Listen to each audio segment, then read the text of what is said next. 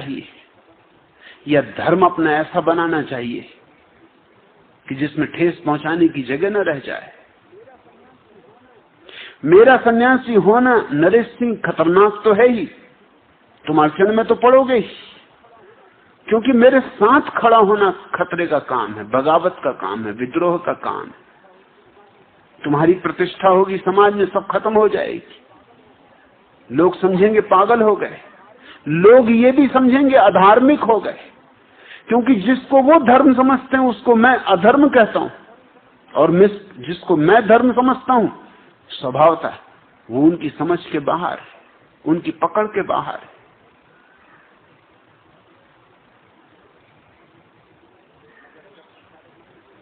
मगर अगर तुम्हारे मन में सन्यास का भाव उठ रहा है, तुम कह रहे हो कि मैं इसी कारण सन्यास लेने से चूक रहा हूं, जरूर भाव उठ रहा होगा,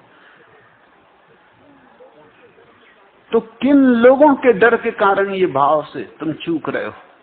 और ये लोग तुम्हारे काम पड़ेंगे। मौत कल द्वार पर खड़ी होगी तो ये आदमी तुम्हारे काम पड़ेंगे, और इनका सम्मान काम पड़ेगा, इनका सत्कार काम पड़ेगा। उस समय तो तुम्हें सिर्फ तुम्हारे भीतर समाधि जन्मी होगी तो काम आएगी। और मेरा सन्यास तो समाधि तक पहुंचने की एक प्रक्रिया है, और मेरा सन्यास तो धर्म का अधुनातन रूप है। धर्म से उस सारे कचरे को छांट डालने की चेष्टा है जो सदियों सदियों में अपने आप इकट्ठा हो जाता है। हर युग में धर्म को पुनः पुनः कचरे को जलाना पड़ता है। जैसे हर साल तुम होली जलाते हो ना, ऐसे हर युग में पुराने धर्मों में से कचरे को जलाना पड़ता है, ताकि जो खालिश सोना है वो बच जाए। स्वभावता जिनका पुराने से लगाव बन गया होता है, आसक्ति बन गई होती, उनको पीड़ा होती, उनको भारी पीड़ा होती, उनको कष्ट होता है। उनका कष्ट मैं समझता हूं, उन पर मुझे दया भी आती, उनके प्रति मेरे मन में सिर्फ क्षमा का भाव होता है, क्योंकि मैं जानता हूं वो नहीं जानते क्या कर रहे। अभी ये जो आदमी यहां पत्थर फेंक गया है, इसे पता नहीं ये क्या कर रहा है। ये अपने धर्म को लांछित कर रहा है सिर्फ, और अपनी मूढ़ता का, अज्ञान का प्रदर्शन कर रहा है। ऐसे इसके धर्म की रक्षा होने वाली नहीं। ये तो सिर्फ अपने धर्म की नपुंसकता जाहिर कर रहा है। ये तो सिर्फ इस बात की खबर दे रहा है कि अब हमारे पास और कुछ भी नहीं, कोई और बौद्धिक बात कहने को बची नहीं। मैं तो जो कह रहा हूं वो सीधा साफ है। अगर उसके विपरीत कुछ कहना हो, लिखो, कहो, लेकिन मेरे खिलाफ जो बातें कही जाती हैं उसमें मेरे मंतव्यों का कोई खंडन नहीं किया जाता। उसमें ऊल जलूल बातें होती जिनसे कुछ मेरा लेना देना नहीं। मैं जो कहता हूं उसको छूते भी नहीं लोग। मेरे विचारों पर कोई आलोचना नहीं होती।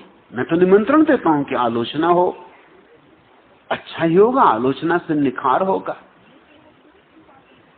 लेकिन वो तुच्छी बातों की चर्चा करते हैं जिनसे कुछ प्रयोजन नहीं। वो इस बात की चर्चा करेंगे कि मैं किस कार में बैठता हूं, किस मकान में रहता हूं, मेरे आश्रम में वैभव है। इससे कुछ लेना देना नहीं मेरी बातों का। मैं तो वैभव का पक्षपाती हूं, मैं दरिद्रता का पोषक नहीं। मैं दरिद्र को दरिद्र नारायण नहीं कहता हूं, क्योंकि अगर दरिद्र नारायण है तब तो नारायण को बचाना होगा। नारायण को मिटाते तो नहीं, फिर तो दरिद्रों को बचाना होगा। जितने दरिद्र हो उतने अच्छा, क्योंकि उतने दरिद्र नारायण पृथ्वी पर रहेंगे उतना ही धर्म का विस्तार होगा।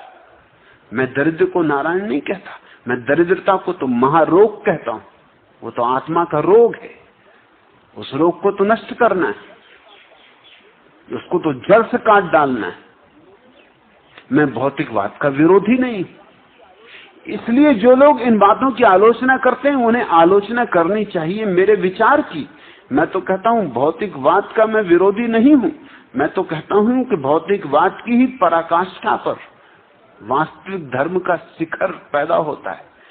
भौतिकवाद का मंदिर होगा तो धर्म के स्वर्ण शिखर होंगे। इसलिए मैं कोई तपस्या में, कोई शरीर को गलाने में, कोई शरीर का दुश्मन नहीं हूं कि कांटों पर लेटूं, कि धूप में पड़ा रहूं, कि भूखा मरूं।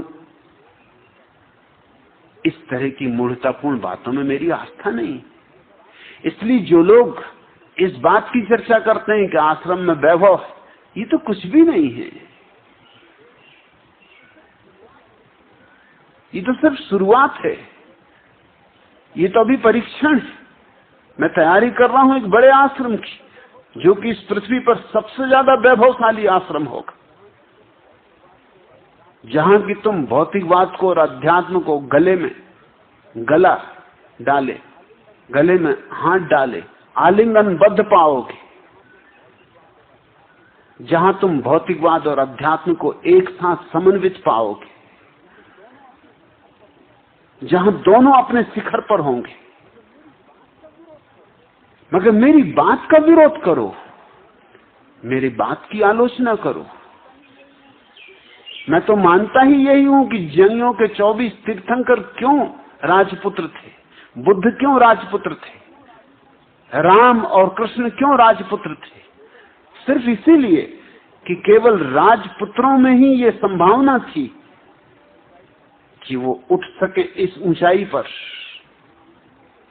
कि धर्म की भावना उनमें जग सके। जिसका पेट ही अभी भूखा है वो क्या संगीत सुनेगा, और जिसने संगीत भी नहीं सुना, कला नहीं परखी, गीत नहीं गुनगुनाए, वो क्या ध्यान करेगा। क्रमिक विकास होता आदमी का, पहले देह, फिर मन, फिर आत्मा और फिर परमात्मा। परमात्मा चतुर्थ है, तुरीय अवस्था है। उसके पहले ये 3 सीढ़ियां पार करनी होंगी। लेकिन मेरी बातों की कोई आलोचना नहीं होती। इस बात की आलोचना होगी कि मेरे आश्रम में स्त्री और पुरुष हाथ में हाथ डाले हुए चलते। मैंने कभी इंकार किया नहीं, इसलिए इसकी आलोचना करने का कोई कारण नहीं। मैं तो मानता ही ये हूं कि प्रेम की अभिव्यक्ति की स्वतंत्रता होनी चाहिए। यह अजीब दुनिया है कि यहां अगर 2 आदमी सड़क पर लड़ रहे हैं तो कोई हर्जा नहीं, अगर एक दूसरे को घूंसाबाजी कर रहे हैं तो कोई हर्जा नहीं, लेकिन 2 आदमी अगर हाथ में हाथ डाले जा रहे हैं तो हर्जा है। अगर 2 व्यक्ति प्रेम से आलिंगनबद्ध हो तो अनैतिक कृत्य हो रहा है, और 2 आदमी गुत्थम गुत्था हो जाएं, घूंसेबाजी करें तो बड़ा नैतिक कृत्य हो रहा है। यहां युद्ध की प्रशंसा होती और प्रेम की निंदा। अगर मैं जो कह रहा हूं उसके विपरीत कर रहा होता तो मेरी आलोचना की जा सकती थी। मैं तो जो कह रहा हूं वही कर रहा हूं, उसको भी पूरी तरह नहीं कर पा रहा हूं क्योंकि चारों तरफ पागलों से घिरा हुआ हूं। मेरी पूरी बस्ती बसने दो, तब उस बस्ती में तुम देखना उसका रंग, उसका राग, उसका आनंद, उसका उत्सव, उसके गीत। वहां बांसुरी बजेगी पूरी तरह, वहां नृत्य होगा, वहां मृदंग बजेगी, वहां पैरों में घुंघरू बंधेंगी। अभी तो मजबूरी में जीना पड़ रहा है, लेकिन जो भी आलोचना की जाती है वो आलोचना नहीं है, क्योंकि वो तो मेरा वक्तव्य ही है, वो तो मैं चाहता ही हूं कि होना चाहिए। व्यक्तियों को प्रेम की स्वतंत्रता होनी चाहिए, अभिव्यक्ति की स्वतंत्रता होनी चाहिए, और दुनिया में जितना प्रेम फैलेगा उतनी ही घृणा कम होगी स्वभावता। वही ऊर्जा तो प्रेम बनती, वही घृणा बनती।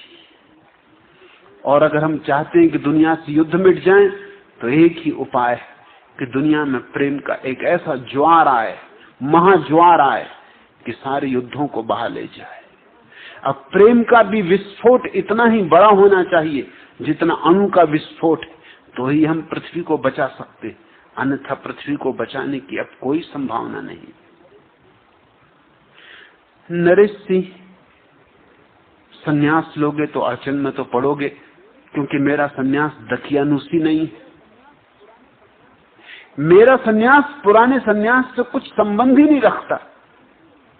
तुम ये भी पूछोगे तो फिर मैं इसको सन्यास नाम क्यों दिया हूं? सिर्फ इसीलिए दिया हूं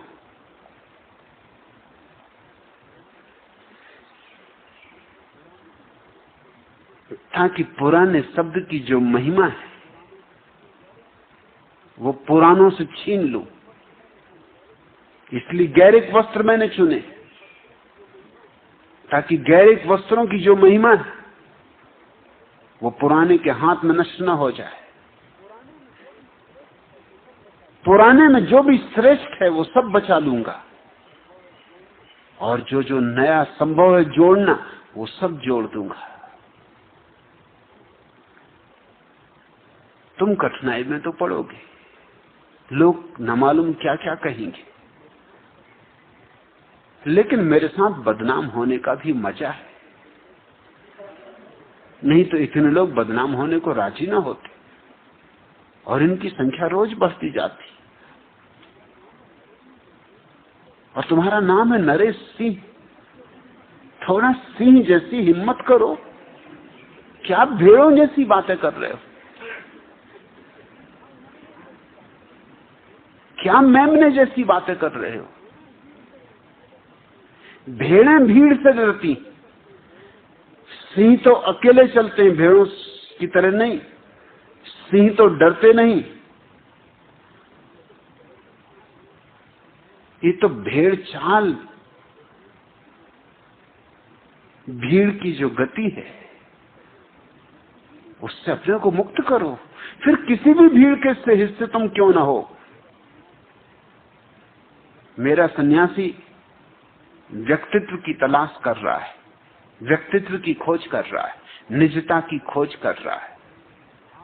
जरूर कठिनाइयां होंगी, आंख से बिना गुजरे कोई भी शुद्ध सोना नहीं बनता है, और तुम्हें बहुत तरह की आंख से गुजरना होगा, तो ही तुम खालिश सोना बन सकोगे।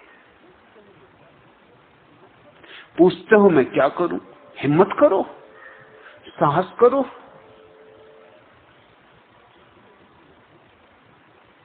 भयभीत न रहो। जिंदगी 4 दिन की है, इस 4 दिन की जिंदगी में क्या